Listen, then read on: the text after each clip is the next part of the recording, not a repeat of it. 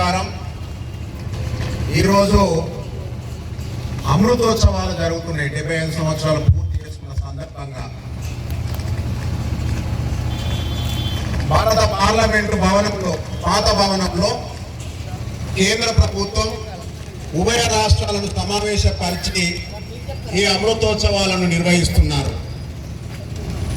మిగతా ఏ రాష్ట్రంలో కూడా, ఏ నియోజకవర్గంలో కూడా ఇవాళ భారత రాజ్యాంగ దినోత్సవాన్ని పురస్కరించుకొని భారత రాజ్యాంగానికి ఒక ప్రమాదము జరుగుతుందనేటువంటి విషయాన్ని గ్రహించి అంబేద్కర్ సంఘం, అది రాష్ట్ర శాఖ, ఈ కాన్స్టిట్యూన్సీలో ఉన్నటువంటి అన్ని మండలు భారత పరిరక్షణ యాత్ర తీసుకోవడం అనేది నిజంగా మనస్ఫూర్తిగా నిర్వాహకులందరినీ కూడా నేను అభినందిస్తున్నా. ఒక 30-40 ఏళ్ల కిందటి అంబేద్కర్ సంఘం ఆ లక్షణాలు కనబడుతున్నాయి. దీన్ని ఇక్కడే కంటిన్యూ కూడా చేయాలని చెప్పి కూడా సోదరులకు నేను తెలియజేస్తున్నా. సోదరులారా, బాబాసాహెబ్ అంబేద్కర్ అంటే ఈ సమాజంలో ఇప్పటికి కూడా భారతదేశానికి స్వతంత్రం వచ్చి 75 ఏళ్ళని, భారత రాజ్యాంగం అమల్లోకి వచ్చి 75 ఏళ్ళని, భారత రాజ్యాంగం ఆమోదించబడి అమృతోత్సవాలు జరుపుకుంటున్నారు. ఇప్పటికి కూడా ఈ సమాజం ఒక దౌర్భాగ్యం ఏంటంటే, బాబాసాహెబ్ అంబేద్కర్ అంటే ఒక కులానికో ఒక దళిత జాతికో చెందినవాడని చెప్పి చాలా మంది విద్యావంతులు కావచ్చు, ఉద్యోగస్తులు కావచ్చు, వివిధ రాజకీయ పార్టీల వాళ్ళు కూడా అంబేద్కర్ను ఒక జాతికి అంటగట్టడం అనేది అది పెద్ద దౌర్భాగ్యము. మరి వాళ్ళకు భారత రాజ్యాంగం అర్థమవుతుందా? అసలు భారత రాజ్యాంగాన్ని చదివిరా? భారత రాజ్యాంగం గురించి వాళ్ళకు తెలుసా అనేటువంటిది మాత్రము ఈ సందర్భంగా నేను వాళ్ళకు ప్రశ్నిస్తున్నా. నిజంగానే బాబాసాహెబ్ అంబేద్కర్ ఒక దళిత జాతికి చెందిన వాడైతే, ఇంతకుముందు మిత్రులు చెప్పినారు, కాదపాక రవీందర్ గారు చెప్పినట్టుగా భారతదేశంలో ఓటు హక్కు ఎవరికి ఉండాలని చెప్పి ఒక చర్చ జరిగినప్పుడు అప్పుడున్నటువంటి జాతీయ నాయకులలో హేమాహేమీలు, ఒక నాయకుడేమో 100 ఎకరాలున్న భూస్వామికి మాత్రమే ఓటు హక్కు ఉండాలని చెప్పి అప్పటి ఒక భారత జాతీయోద్యమ నాయకుడు ఒక ఆయన చెప్తాడు.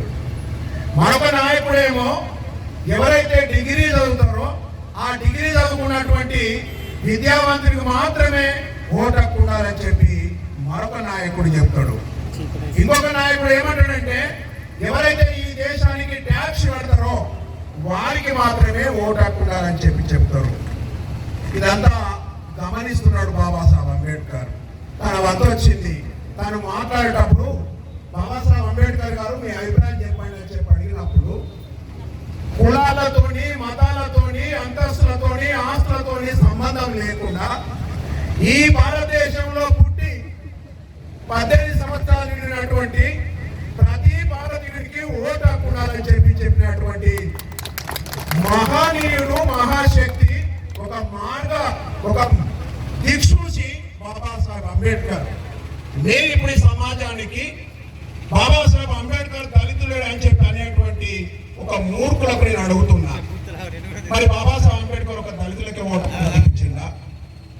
అన్ని కులాలకు, అన్ని మతాలకు, అన్ని వర్గాలకు వాడు రిక్షా దొక్కేవాడైనా, ప్రధానమంత్రి అయినా, రాష్ట్రపతి అయినా, భిక్షగాడైనా, కుబేరుడైనా అందరికీ ఓటు హక్కు ఉండాలని చెప్పి అన్నాడు. బాబాసాహెబ్ అందరి వాడా కాదా?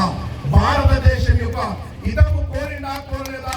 భారతదేశం యొక్క పార్లమెంటరీ వ్యవస్థ వర్ధిల్లాలని చెప్పి కోరుకున్నాడా లేడా అని చెప్పి గమనించాలి. మరొక గొప్ప విషయం బాబాసాహెబ్ అంబేద్కర్ విషయం లోపల, భారత రాజ్యాంగం విషయం లోపల ఒక గొప్ప విషయం ఏంటంటే, మాజీ ప్రధానమంత్రి శ్రీమతి ఇందిరాగాంధీ గారు ఒక సందర్భంలో ఒక మాట చెప్తుంది. ఆ యొక్క గుళ్ళకు పోతే ఆ గుడిలోకి ప్రవేశించడానికి నీకు అర్హత లేదు అని చెప్పి ఆ గుడి యొక్క పూజారులు, ఆమె ప్రధానమంత్రి అయినప్పటికీ నువ్వు విధవరాలి కాబట్టి నువ్వు ఈ గుళ్ళోకి రావద్దని చెప్పినటువంటి సందర్భం. అప్పుడు ప్రధానమంత్రి ఇందిరాగాంధీ బాధపడి, తర్వాత ఏదైతే ఈ మనువాద బ్రాహ్మణ వర్గాలు నన్ను విధవరాలని చెప్పి గుళ్ళేకు రానియలేదు, కానీ ఇదే రాజ్యం రాజ్యాంగం, బాబాసాహెబ్ అంబేద్కర్ రాసినటువంటి రాజ్యాంగం విధవరాలైన నన్ను ఈ దేశానికి, భారతదేశానికి ప్రధానమంత్రిని చేసింది. ఆ పార్లమెంటులోకి నన్ను ప్రవేశించడానికి, ఆ పార్లమెంటుకు నేను నాయకత్వం వహించడానికి భారత రాజ్యాంగమే గొప్పది. ఆ రాజ్యాంగమే నన్ను ఇవాళ ప్రధానమంత్రి చేసిందని చెప్పి ఇందిరాగాంధీ గారు చెప్పడం జరిగింది. మరి చెప్పండిగా, ఇందిరాగాంధీ గారు చెప్పినట్టుగా బాబాసాహెబ్ అంబేద్కర్ ఒక జాతి వాడేనా అని చెప్పి ఈ సందర్భంగా ఈ సమాజానికి ఒక ప్రశ్న వేస్తున్నాం. ఎప్పుడున్నటువంటి ఐక్యరాజ్య సమితి దాని యొక్క సెక్రటరీ జనరల్ గుటెరస్ ఐక్యరాజ్య సమితి సెక్రటరీ జనరల్ ఒక మాట అన్నాడు ఈ మధ్య కాలంలో. ఆయన ప్రపంచ దేశాలందరికీ కూడా శాంతిని స్థాపించడానికి యుఎన్ఓ సెక్రటరీ జనరల్ తనన్న ఒక గొప్ప మాట. నేను ప్రపంచ దేశ రాజ్యాంగాన్ని అన్నింటినీ అధ్యయనం ఇచ్చిన, అన్నింటినీ పరిశీలించిన, కానీ భారతదేశ రాజ్యాంగాన్ని అందరము ప్రపంచ దేశాలు కనుక పాటించినట్లయితే ఒక 5 ఏళ్లలో, ఒక 5 సంవత్సరాల్లో ప్రపంచంలో ఉన్నటువంటి దరిద్రం అంతా పోగొట్టచ్చు అని చెప్పి మాట్లాడిండు. ప్రపంచంలో ఉన్నటువంటి అవిద్యను నిర్మూలించవచ్చు అని చెప్పి మాట్లాడిండు. ప్రపంచంలో ఉన్నటువంటి టెర్రరిజాన్ని కూడా నిర్మూలించవచ్చు అని చెప్పి మాట్లాడిండు. ఆయన ఐక్యరాజ్య సమితి secretary general. That is the భారత రాజ్యాంగం యొక్క గొప్పతనం. మిత్రులారా, భారత రాజ్యాంగం బాబాసాహెబ్ అంబేద్కర్ గురించి చెప్పుకుంటూ పోతా అంటే ఇంకా చాలా విషయాలున్నాయి. నేను ఈ సందర్భంగా ఒక మాట చెప్తున్నా. రాజ్యాంగం యొక్క గొప్పతనం మనకు అందరికీ తెలుసు. ఛాయవాలా, ఎస్, రైల్వే స్టేషన్ లో ఛాయ అమ్ముకునేటోడు భారతదేశానికి 2 సార్లు ప్రధానమంత్రి అయ్యాడు, 3 సార్లు ప్రధానమంత్రి అయ్యాడు, ఒక రాష్ట్రానికి 2 సార్లు ముఖ్యమంత్రి అయ్యాడు. ఎవరి గొప్పతనం? భారత రాజ్యాంగం గొప్పతనం కాదని చెప్పి మేము ఈ సందర్భంగా మేము ప్రశ్నిస్తున్నాం.